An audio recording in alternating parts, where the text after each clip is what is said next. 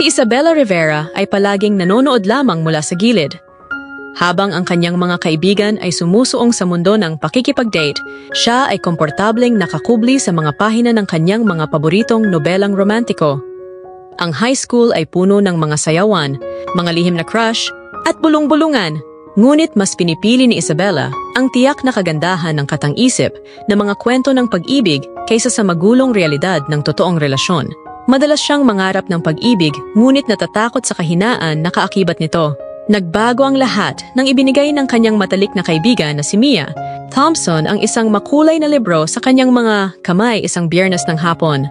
Maliwanag na nakasulat sa pabalat ang pamagat. The Dating Playbook for Teens ni Lily Wilkerson. Bella, kailangan mo ito. Maring sabi ni Mia habang nakapamewang. Hindi ka pwedeng puro pagbabasa lang ng romance. Kailangan mong maranasan ito. Tinaas ni Isabela ang kilay. At makakatulong sa akin ang librong ito, ngumisi si Mia, para itong step-by-step na gabay sa pakikipag-date. Isipin mo na lang na isa itong hamon. Isa pa, may utang ka sa akin dahil hindi ka sumama sa huling sayaw. Dahil sa pangungulit ni Mia, napilitan si Isabela na silipin ang mga pahina. Mga payo tungkol sa pagbuo ng kumpiyansa sa sarili, pagbabasa ng kilos ng tao, at pagsisimula ng usapan. Mukhang madali. Hanggang sa magbigay si Mia ng isang matinding suhestyon. Subukan natin ito. Sa loob ng isang buwan, susundin mo ang playbook at ako ang magiging coach mo. Nag-alinlangan si Isabela, ngunit pumayag din. Ano nga ba ang pinakamalala na pwedeng mangyari? Itinuro ng unang kabanata ang kahalagahan ng kumpiyansa sa sarili. Tumayo si Isabela sa harap ng salamin. Inuulit ang mga salitang, "Ako ay kumpiyansa. Ako ay kawili-wili. Ako ay mahalagang makilala." Nakakatawa man, pero iginiit ni Mia na ito ay mahalaga. Hindi! Nakakaakit ang may kumpiyansa. Simulan natin sa maliit. Batiin mo ang isang bagong kaklase bukas. Kinabukasan sa paaralan, napansin ni Isabela si Alex Carter sa may lockers, ang star soccer player ng paaralan na kilala sa kanyang charm. Tinulak siya ni Mia palapit. "Hi, Alex!" Bungad ni Isabela. Bahagyang nanginginig ang boses. Napatingin si Alex at ngumiti. "Hey Isabela, tama? Kaklase kita sa English." Nagulat si Isabela na kilala siya nito. Nagpalitan sila ng ilang salita tungkol sa kanilang assignment bago naghiwalay. Halos mapasigaw si Mia sa tuwa. "Oh, di ba? Buhay ka pa!" Binigyang diin ng playbook ang kahalagahan ng magkakaparehong hilig.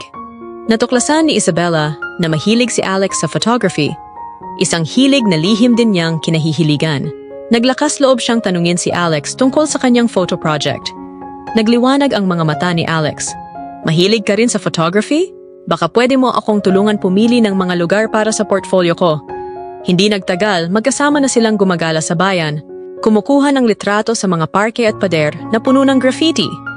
Natural na dumadaloy ang kanilang usapan, kasabay ng tawanan sa mga lumang riles ng tren at mga tagong hardin. Binahagi ni Isabela ang sarili niyang mga larawan at humanga si Alex sa kanyang kakaibang perspektibo. Ang susunod na hamon ni Isabela ay dumalo sa nalalapit na school dance. Isang bagay na palagi niyang iniiwasan. Kumalat ang balitang dadalo si Alex, kaya mas lalo siyang kinabahan. Sa tulong ni Mia, pumili siya ng simple ngunit eleganteng damit.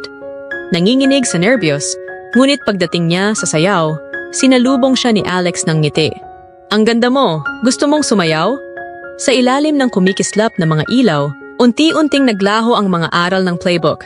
Sa unang pagkakataon, hindi na siya nag-o-overthink.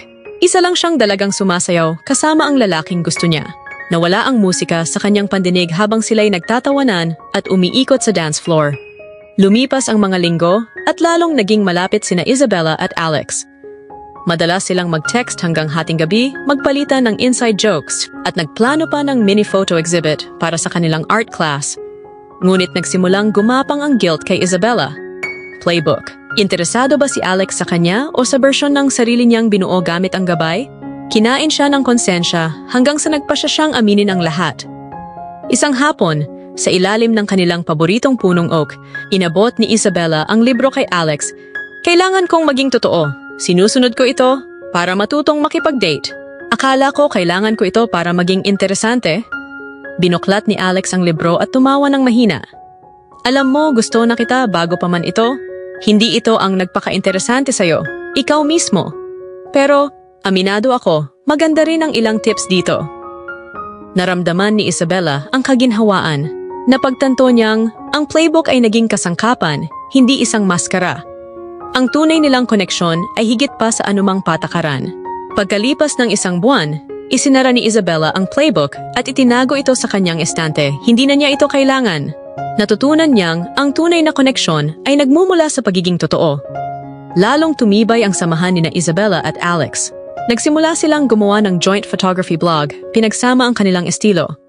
Napansin din ni Isabela na lumawak ang kanyang kumpiyansa sa iba't ibang aspeto ng kanyang buhay, mula sa pagsasalita sa klase hanggang sa pagkakaroon ng bagong kaibigan. Isang hapon, ngumiti si Mia sa kanya. "Oh, anong susunod?" Ngumiti si Isabela. "Isusulat ko na ang sarili kong kwento. Hindi na kailangan ng gabay." At sa gayon, buong tapang na hinarap ni Isabela ang magulo ngunit magandang realidad ng totoong buhay. Isang pahina sa bawat pagkakataon